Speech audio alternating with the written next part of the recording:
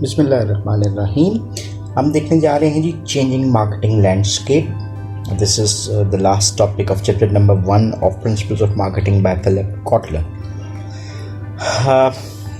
We are going to discuss about those factors and forces जो कि आज के मार्केटिंग एनवायरनमेंट को चेंज करती हुई आपको नज़र आ रही हैं। So marketing from the recent years, अगर हम पास्ट पे जाते हैं तो has changed a lot, or there are different forces which has driven the new marketing concepts in the specific manner।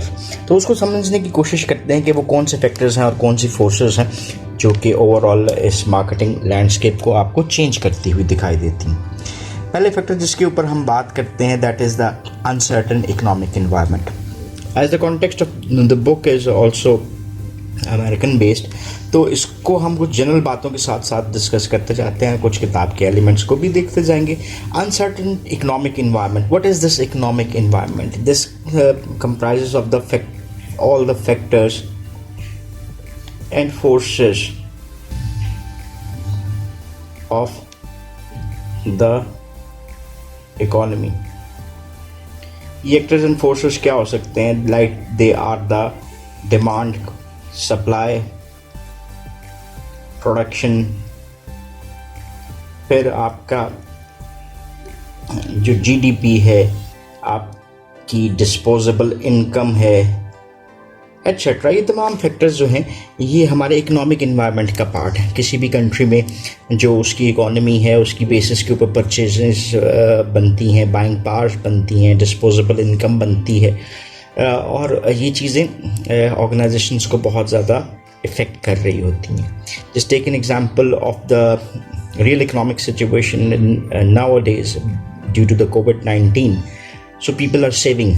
जिन लोगों के पास पैसे हैं वो उसको सेव रखने की कोशिश कर रहे हैं for all the hard times that they might have to face, और जिनके पास नहीं है उनके पास नहीं है, तो उनकी बेसिक इनकम जो है वो रिलेट किसके साथ करती है? एवरीडे कमोडिटीज़ की परचेजेस के साथ। तो इसका मतलब क्या हुआ कि a lot of market is out of the purchases जो कि आपको लग्जरी भी नज़र आ सकती हैं, like buying cars and houses और इस तरह की लग्जरी चीज़ें। सो ये अगर हम बात करें तो इसको हम कह सकते हैं कि एक रिसेशन जो है वो बड़ा नेगेटिवली इफ़ेक्ट करता है ओवरऑल किसी भी कंपनी की मार्केटिंग एफर्ट्स को। सो रिसेशन की बेसिक जो आपको इम्प्लीकेशन नज़र क्या आती है कि लोगों का इनकम लेवल आपको रिड्यूस नज़र आता है, या उनके पास जो डिस्पोजेबल इनकम है वो कम नज़र आती है, जिसकी बेस के ऊपर they are purchasing lesser from the market. जब आप मार्केट से कम ख़रीदारी कर रहे होंगे तो प्रोडक्शन कम होगी। दैट मीन्स कि कंपनीज की सेल्स डिक्लाइन की तरफ जा रही हैं और उनके प्रॉफिट्स भी डिक्लाइन की तरफ जाते हुए नज़र आती हैं। सो ये तो पहला फैक्टर हो गया जिसने बहुत नेगेटिवली इफ़ेक्ट किया है in the recent times different organisations की मार्केटिंग एफर्ट्स को। सो रिसेशन के हवाले से हम बात करें तो वो हमारे पास दो चीज़ें लेकर आते हैं, अपॉर्चुनिटी भी लेकर आते हैं, because they might create winners and losers as well।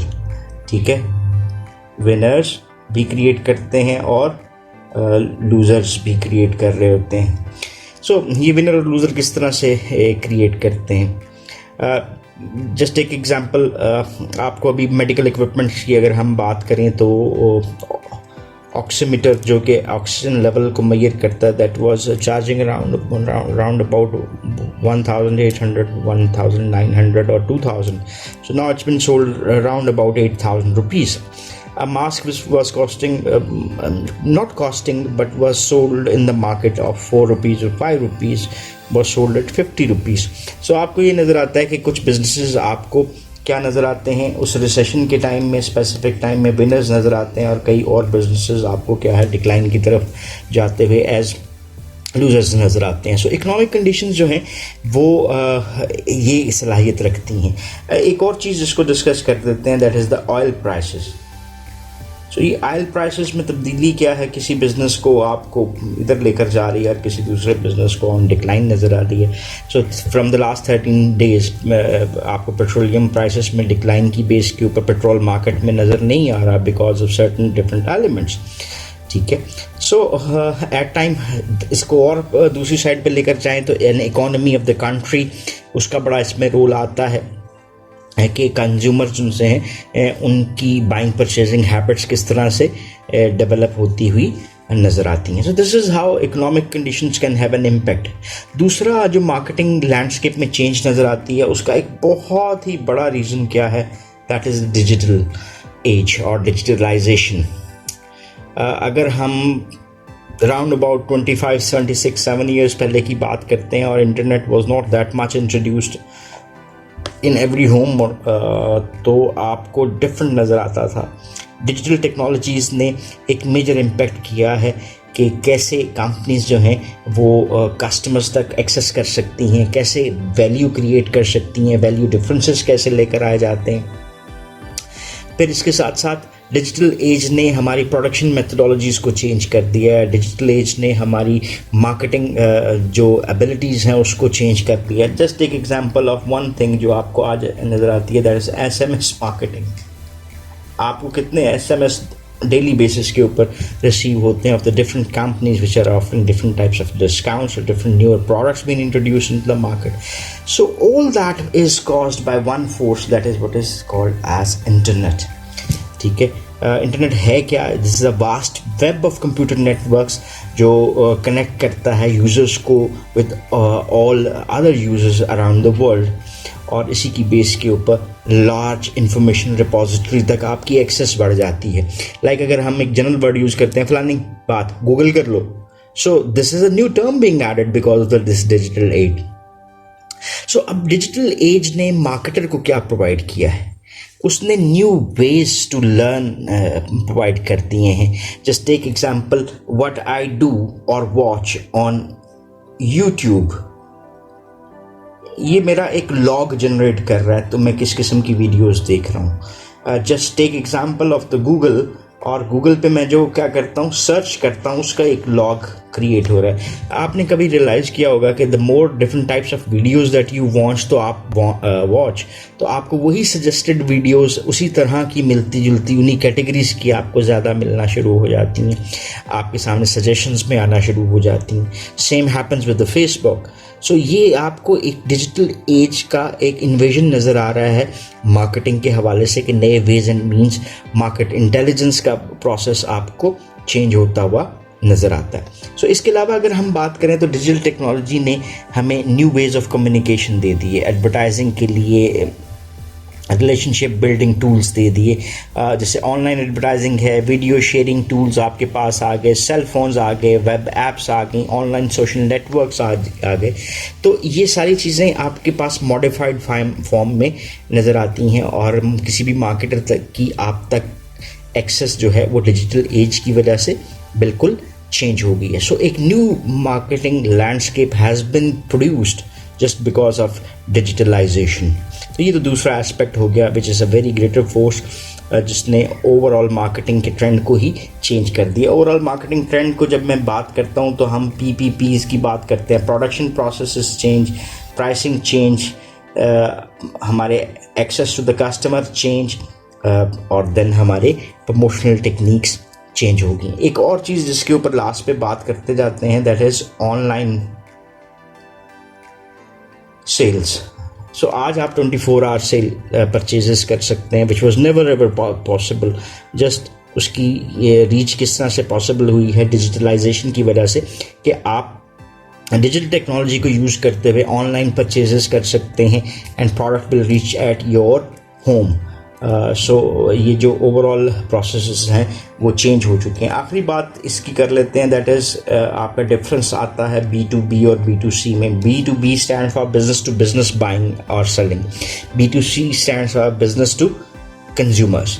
So online जैसे अगर हम B2B की बात करते हैं तो Alibaba, AliExpress, Alibaba, these are few sellers जो कि आपको वर्ल्ड रिनाउंड नज़र आते हैं। अमेज़ॉन की बात करते हैं तो B2C में आपको एक डिजिटल एज में डिफरेंस नज़र आता है, दिखाई देता है। अनदर रीज़न जो कि मार्केटिंग लैंडस्केप को चेंज किया है, that is the rapid globalization. Globalization हम किसको कहते हैं? That is the breaking down of boundaries, breaking boundaries. ये बाउंड्रीज कैसे ब्रेक होती हुई नज़र आती हैं, जैसे मैंने अभी अमेज़ॉन की एग्जांपल दी है, तो Amazon can sell all over the world, और आप जस्ट अपनी पेमेंट्स करते हैं और वो चीज़ आपके पास आपके घर पे पहुंच जाती है।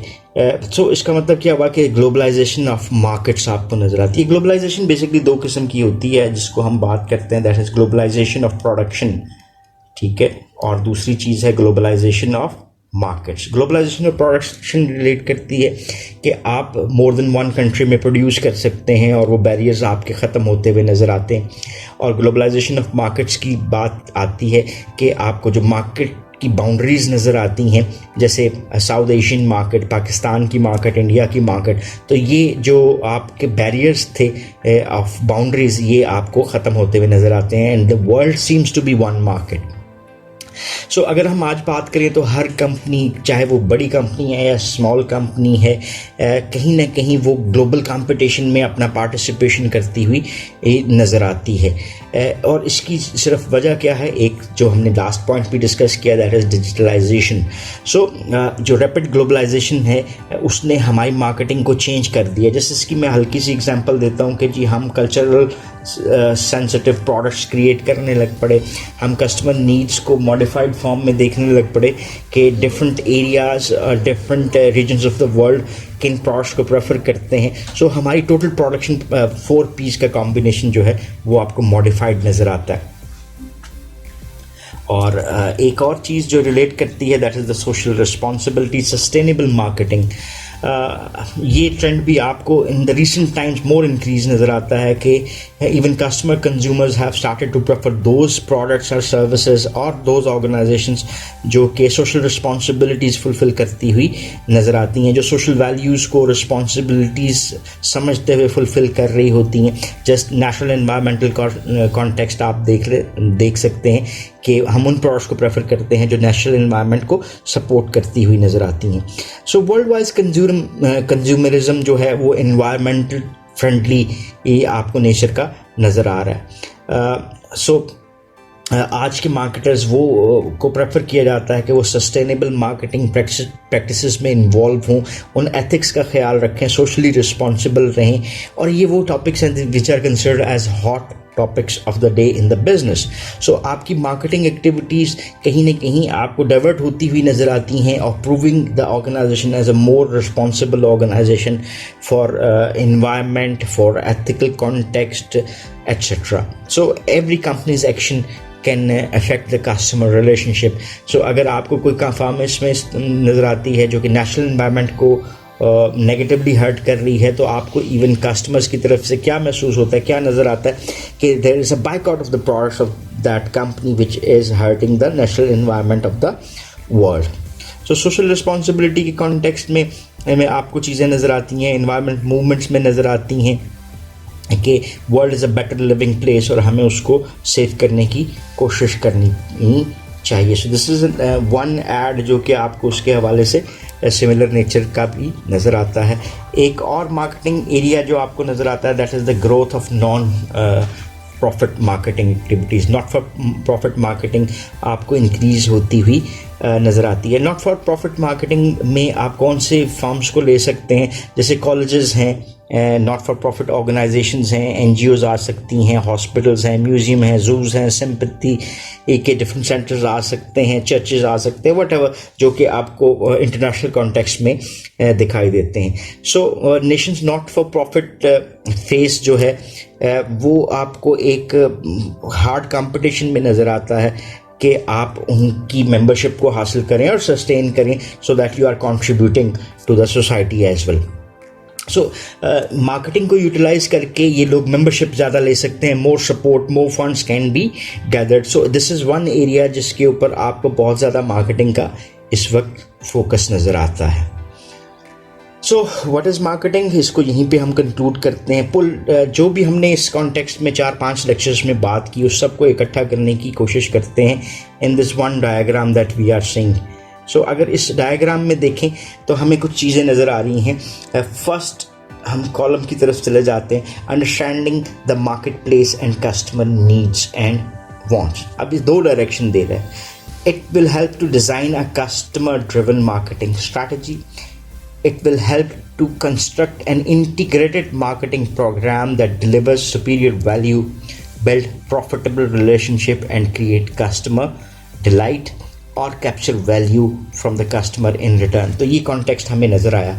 अब इसी को साथ साथ लेकर चलते हैं कि understanding the market place and customer needs and want क्या आपसे चाह रहा है। Research customers and the market place. So आप उस नीड को वांट को आइडेंटिफाई नहीं कर सकते if you are not involve in the process of research.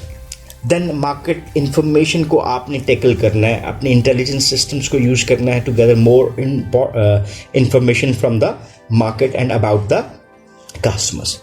Then if we talk about designing a customer driven marketing strategy, तो हमें select करना है कस्टमर्स टू सर्व, यानी हमने जो सेगमेंटेशन की थी उस सेगमेंटेशन की बेस पे हमने स्मार्ट टारगेटिंग करनी है और फिर उसी की बेस के ऊपर हमने एक वैल्यू प्रोपोजिशन क्रिएट करनी है कि हम क्या as a whole benefit offer कर सकते हैं towards the targeted market. Construct an integrated marketing program. तो इंटीग्रेटेड मार्केटिंग प्रोग्राम में हम हमेशा बार बार 4 P's की बात करते रहे हैं, like product, price, place and promotion. So हमने इनको इकट्ठा रखना है so that they are all aligned together. So we have already talked about it. And if you talked about build profitable relationship and create customer delight, तो ये हमें किस तरह से करना है। CRM, that is customer relationship management, और strong relationship create करें जो कि लॉन्ग लास्टिंग हो सकते हैं। And then partnering relationship management, so strong relationship with the marketing partners. ये इंटरमीडियरीज हो सकते हैं, हमारे सप्लायर्स हो सकते हैं, और एट द एंड हम क्या हासिल कर रहे थे, capture value from customers to create profits and customer equity. So इसकी आउटकम हमें और किस सूरत में मिल सकती है, creating the satisfied and loyal customer, capture customer life time value. ये कॉन्सेप्ट हमें कस्टमर कंज्यूमर इक्विटी के हवाले से भी नज़र आता है। So increase share of market and share of customer. So this is the process जो कि आपको एक इंटीग्रेटेड फॉर्म में नज़र आता है। सो इसकी के एंड पे बात करें तो managing global markets, ensure ethics and social responsibility, harness marketing technology. These are all as inputs to the integrated marketing system. So that's all about this chapter number 1 as well. So हमारा ये 5th lecture शायद बनता है, and this will conclude the chapter number 1 of Principles of Marketing by Stephen P. Robbins. If you still have any question or queries, तो आप comment section में अपना सवाल post कर सकते हैं, and we will definitely trying to answer that question. So thank you very much for watching this video. Have a nice time. Allah Hafiz.